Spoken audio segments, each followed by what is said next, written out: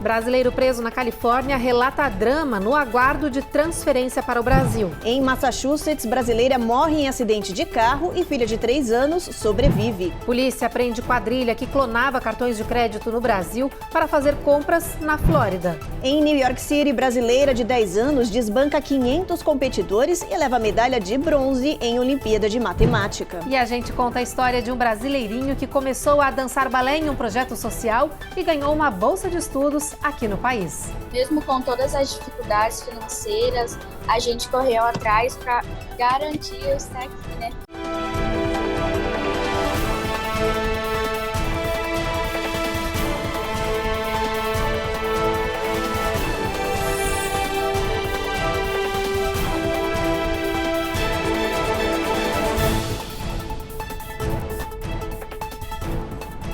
Olá, boa noite. Muito boa noite. A gente abre essa edição com a história de um impasse. A família de um brasileiro que está preso na Califórnia há quase 6 anos pede ajuda ao governo para que Sanderson Dantas seja extraditado para o Brasil para seguir cumprindo a pena lá perto da família. Um pedido já teria sido feito junto ao Ministério da Justiça e Sanderson preenche todos os requisitos para isso, só que até agora nada foi resolvido. Os pais dele, que moram no Brasil e não têm condições de vir aqui para os Estados Unidos, procuraram a produção do Américas no Ar em busca de respostas. A reportagem é da Eloaura Zen.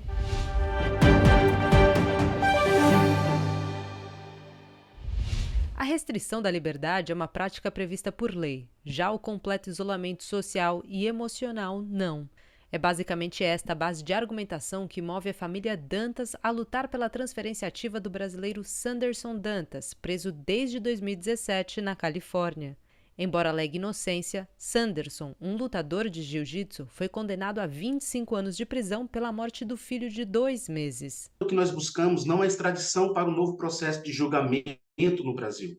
O Brasil, ele acompanha os Estados Unidos e outras nações mediante as cartas internacionais de direitos humanos para cooperação internacional e preservação de política de direitos humanos com institutos para resguardar a dignidade e a restauração do apenado. E dentre esses institutos, nós temos o que chamamos de transferência ativa, quando o brasileiro ele pode vir a ser transferido para o seu estado de origem, no caso o Brasil, para que ele cumpra a pena pela qual ele foi submetido, próximo de seus familiares, próximo do seu vínculo familiar, porque isso é uma questão de direito humano. Então, eu como advogado, eu fui contratado para poder viabilizar esse processo de transferência ativa do Sanderson na condição de apenado para que ele cumpra a pena no Brasil. É um processo de reciprocidade e de atuação pela via diplomática. Sanderson não tem amigos ou parentes nos Estados Unidos e, devido à prisão, depende financeiramente de familiares que precisam mandar dinheiro para sustentar a alimentação e outros gastos do atleta. A família alega que não tem condições de sustentar essas necessidades por muito tempo e que tampouco teriam dinheiro para visitar regularmente o filho, que não conta com nenhuma rede de apoio local. Toda a família do Sanderson, todo o vínculo familiar é no Brasil. Seus pais, sua mãe, seus avós, seus amigos, é aqui no Brasil. O Sanderson ele foi para os Estados Unidos em busca de um sonho profissional, como muitos outros, em busca de um sonho de uma construção familiar, que assim se iniciou à época. Contudo, ele não tem outros amigos ou outros vínculos nos Estados Unidos. Não é uma questão de proibição de visita, não tem realmente quem o visite. E ele vem mantendo o precário vínculo com a família através das ligações programadas. Ainda que os trâmites jurídicos já estejam em andamento, não há nenhum prazo ou previsão para o cumprimento do pedido de transferência ativa do brasileiro. E o final de semana foi movimentado na fronteira sul dos Estados Unidos. Centenas de imigrantes foram resgatados pelas autoridades em diferentes e perigosas situações. Essas imagens mostram um momento em que socorristas encontram 5 imigrantes da Colômbia e do Peru, incluindo uma criança pequena. O grupo havia sido abandonado por coiotes na semana passada, no meio de uma montanha que fica na fronteira da Califórnia, nos Estados Unidos, com o México. A operação de resgate durou 15 horas. O grupo estava há dias sem água ou comida. Todos apresentavam sinais de desidratação. Também no final de semana, as autoridades de imigração resgataram 148 imigrantes na traseira de um caminhão superlotado em Veracruz, no México. O grupo era levado para os Estados Unidos, mas o motorista do caminhão abandonou o veículo com todo mundo trancado dentro do trailer e ainda segue foragido. Os estrangeiros são de Honduras, Guatemala e El Salvador. 23 são menores de idade desacompanhados. Foi precisa uma força-tarefa para resgatar o grupo. Muitos passavam mal e foram encaminhados para atendimento médico.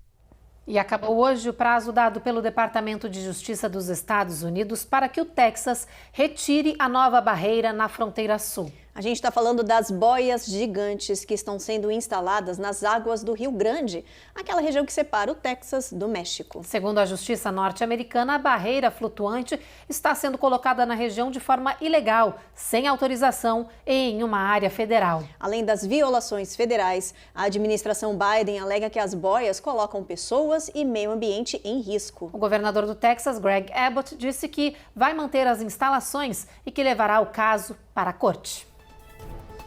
E depois do intervalo, tem os detalhes da morte de uma brasileira em um acidente em Massachusetts. E no giro de flagrantes, a gente conta como uma menina de 13 anos escapou de um sequestro no Texas, pedindo ajuda com um bilhete.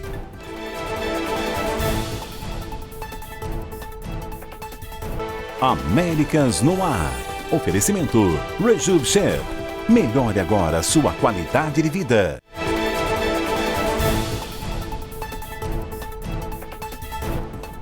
Em Massachusetts, na cidade de Wilmington, uma tragédia tirou a vida de uma brasileira da nossa comunidade. O acidente aconteceu na Interestadual 93.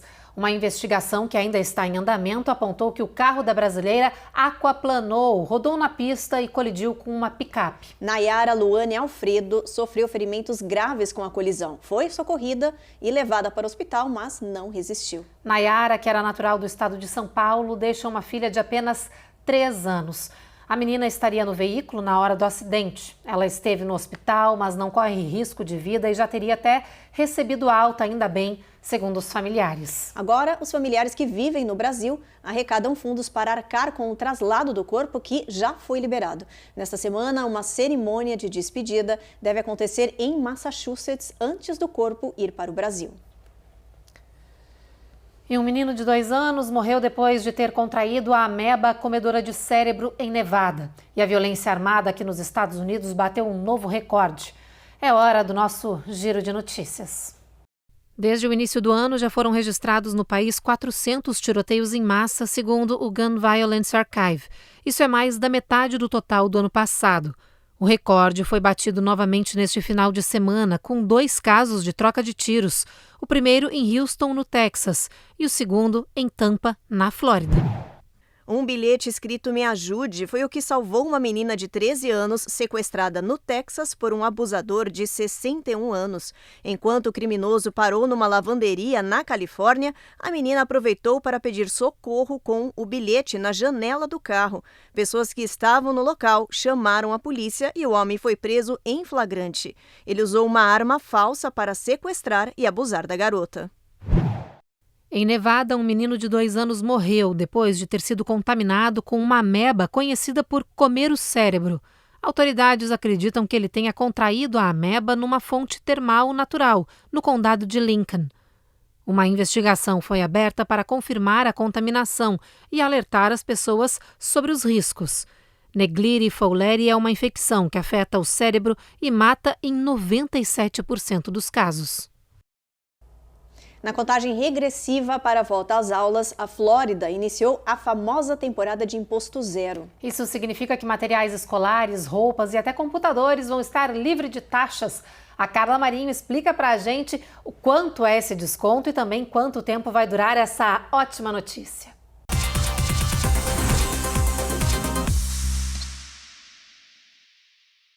As promoções de volta às aulas estão por toda a parte. Supermercados, lojas de roupa, de sapatos e até de eletrônicos. O Tax Holiday está de volta com a promessa de derrubar o peso da inflação, pelo menos nos itens escolares. Até o dia 6 de agosto, os consumidores da Flórida podem comprar sem o imposto sobre vendas, que é em média 6%.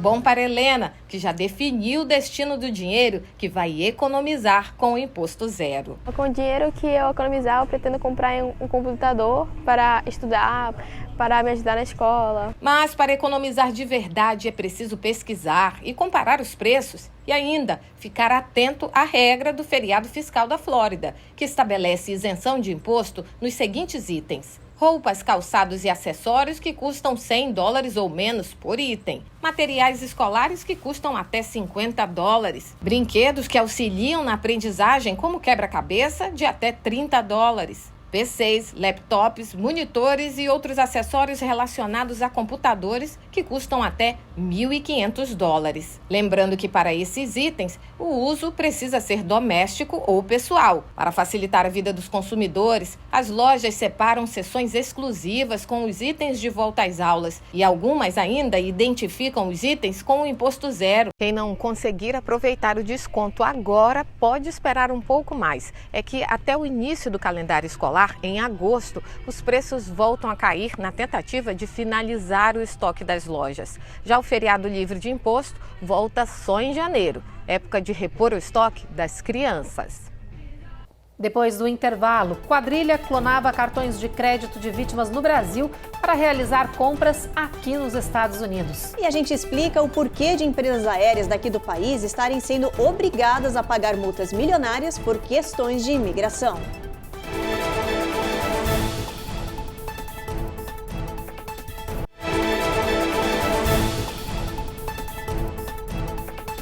No Brasil, a Polícia Federal desmantelou uma quadrilha que roubava cartões de crédito lá no nosso país para gastar na Flórida e na Califórnia. Pois é, olha, 3 pessoas foram presas na operação chamada Miami Phone. Os criminosos causaram prejuízos de cerca de R$5 milhões. O grupo clonava cartões de crédito no Brasil para realizar saques e compras em cidades americanas. A TV Record de Pernambuco entrevistou o delegado que explicou como o crime era realizado. Uma ação criminosa transnacional que atua no Rio de Janeiro e em Miami, fazendo vítimas por todo o Brasil. Neste caso, eles escolheram vítimas de Pernambuco, né? Com limites altos, definiram uma agência bancária e escolheram aquelas vítimas, 10 vítimas no total aqui do estado. Então, o grupo viajava para Miami, nos Estados Unidos, lá com os dados da vítima, pediam um cartão emergencial e gastavam altos valores, aí acima de 17, 40 mil reais, em lojas lá comprando equipamentos eletrônicos. A investigação, que durou 6 meses e teve o apoio do consulado americano, apontou que uma funcionária bancária do Brasil ajudava a quadrilha a copiar os dados bancários. Mandados de busca e apreensão de documentos, objetos e dinheiro foram realizados no Recife e no Rio de Janeiro. Este casal foi preso suspeito de participar do esquema. Um terceiro suspeito foi detido mais tarde. O grupo pode responder por associação criminosa, estelionato, furto, fraude e falsificação ideológica. Dezenas de companhias aéreas domésticas e internacionais estão enfrentando milhões em multas aplicadas por autoridades de imigração aqui dos Estados Unidos. São mais de $6 milhões em multas por violações cometidas entre janeiro de 2019 e dezembro de 2022. O motivo é que as companhias aéreas permitiram que passageiros voassem para os Estados Unidos com passaportes estrangeiros expirados, vistos inválidos ou documentos danificados que não eram legíveis. As 3 empresas comerciais com as mais altas multas foram American Airlines, Delta Airlines e Spirit Airlines.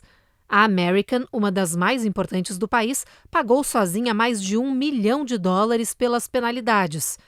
Spirit e American Airlines não comentaram a aplicação das multas. Já um porta-voz da Delta diz que muitas das multas resultam de erros de documentação do governo norte-americano. Mudando de assunto, em Massachusetts, o final de semana foi de premiação brasileira em reconhecimento às pessoas que fazem a diferença no estado em diversos setores, como educação, cultura, esportes e entretenimento. A cerimônia foi realizada pela ONG Ulster Brazilian Association, que impulsiona o fortalecimento da comunidade brasileira. A reportagem é da Giovanna Locatelli. A premiação aconteceu no último sábado e contou com a presença de representantes do governo da cidade, do Consulado-Geral do Brasil em Boston, além de autoridades, empresários e convidados. Foram 10 homenageados de diversos segmentos, empresarial, da comunidade, além da cultura e da literatura. É uma forma de reconhecer as pessoas que trazem esse trabalho relevante para a comunidade brasileira. O que nós queremos é criar dentro da comunidade de Worcester uma comunidade integrada e organizada. Entre os homenageados da noite, 3 destaques. Natalícia Tracy, PhD em Sociologia e professora da Universidade de Massachusetts, em Boston. Especialista nas áreas de política migratória, social e estudos do trabalho, Natalícia Tracy integra o governo Joe Biden na Casa Branca.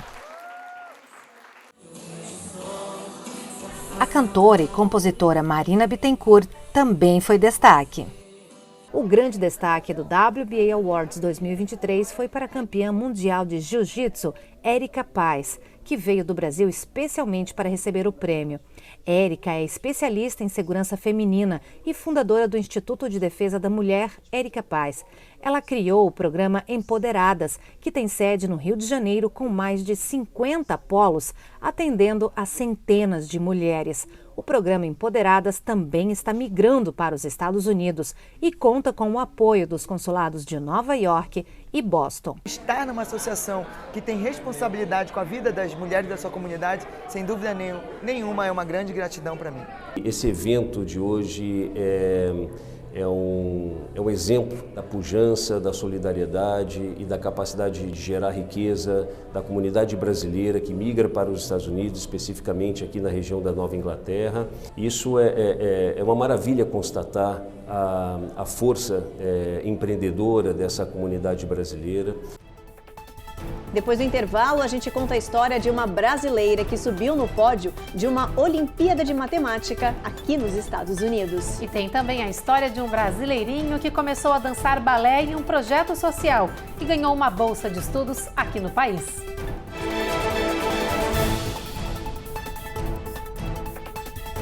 Américas no ar. Oferecimento Rejuve Chef. Melhore agora sua qualidade de vida.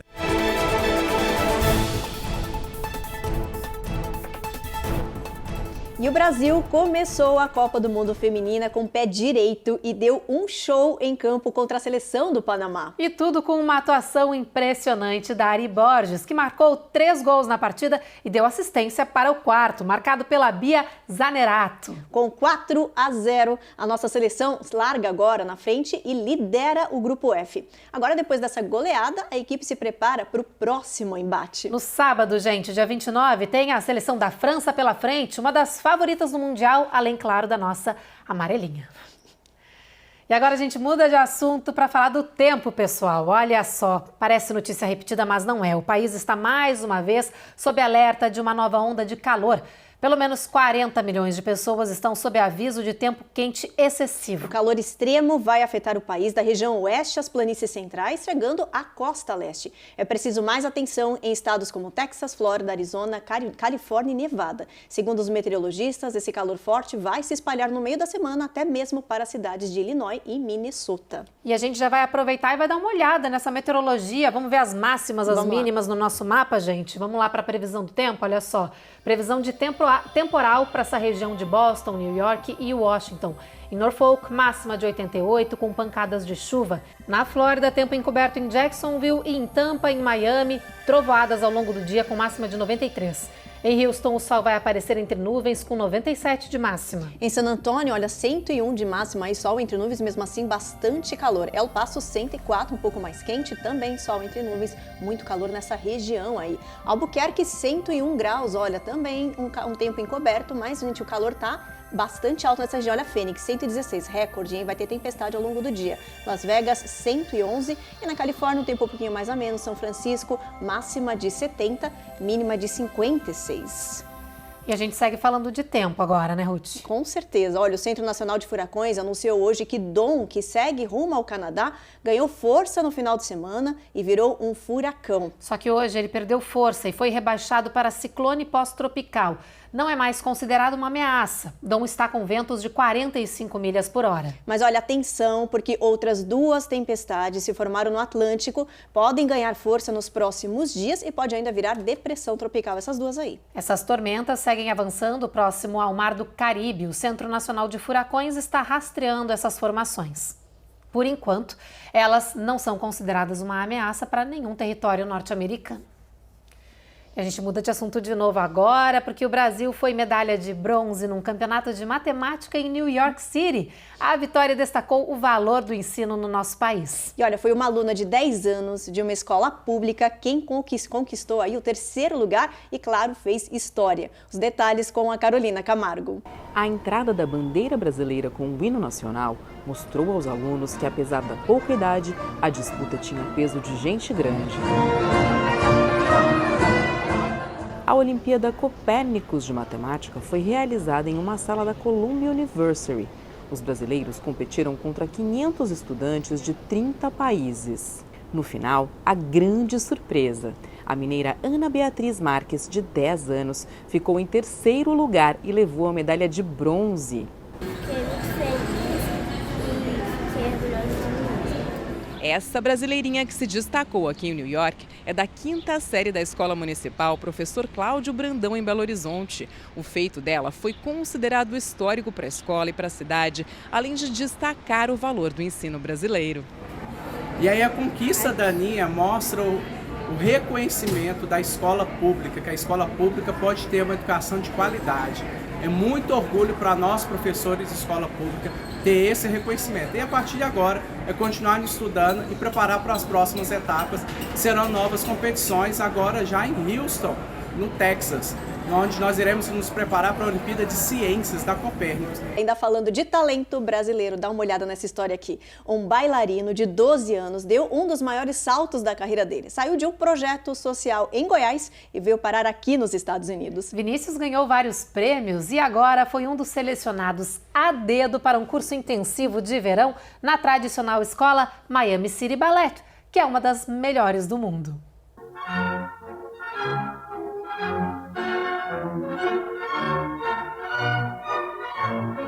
Olhando assim, esse domínio de palco, passos leves e elegantes, não dá para acreditar que Vinícius tem apenas 4 anos de balé. O menino mostrou esse dom para a dança desde o início das aulas. O Vinícius ele veio de um projeto social da prefeitura de Goianésia. Ele começou a dançar contra a vontade dos pais, só que o problema é que o Vinícius, ele não era só um aluno, ele era demais. Tipo, ele pegava tudo muito rápido, ele fazia as coisas muito bonito e com perfeição. Tatiana resolveu lapidar o garoto e em menos de 1 ano de balé, o talento aflorou e Vinícius passou a ganhar vários festivais nacionais. Mas o sucesso repentino desse bailarino goiano tem uma explicação simples, segundo Tatiana: paixão. Todo artista que faz com paixão, parece que a entrega é completa, né? Então ele se torna um menino completo.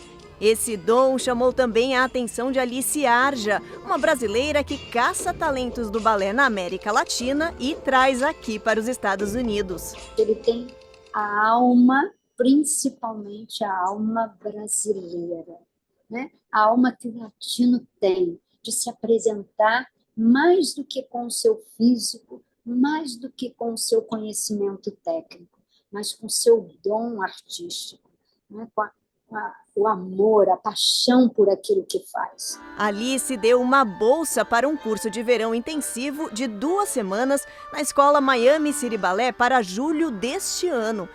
De lá para cá, passou 1 ano. Vinícius e a professora Tatiana contaram com a ajuda de terceiros para conseguir angariar fundos a essa viagem.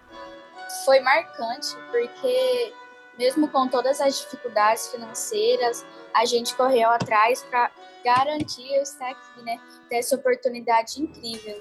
Alice explica que, por ano, uma média de 25 a 30 crianças são encaminhadas para a escola de balé em Miami. A partir dos 14 anos, os selecionados ganham bolsas anuais completas para se formar. A taxa de volta é 0,25, porque normalmente daqui eles dão um prosseguimento na carreira.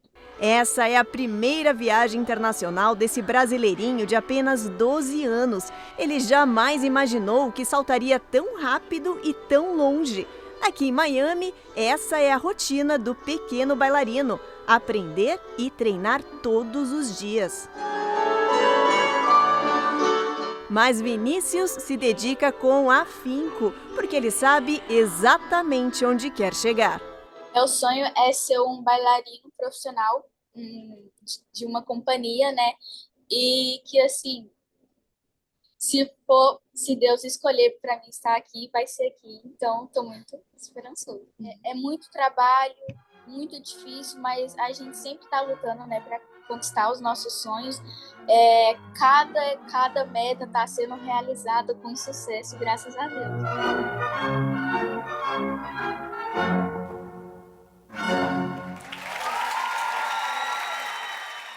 Que linda a história do Vinícius, com certeza ele vai chegar onde ele quiser. E a gente vai estar aqui, né, claro, acompanhando e detalhando toda a história do Vinícius, que já é um vencedor com esse sorriso aí, com essa conquista toda que ele vem realizando ao longo da trajetória dele. Só com 12 anos de carreira, imagina daqui a pouquinho, gente, vai conquistar o mundão todo.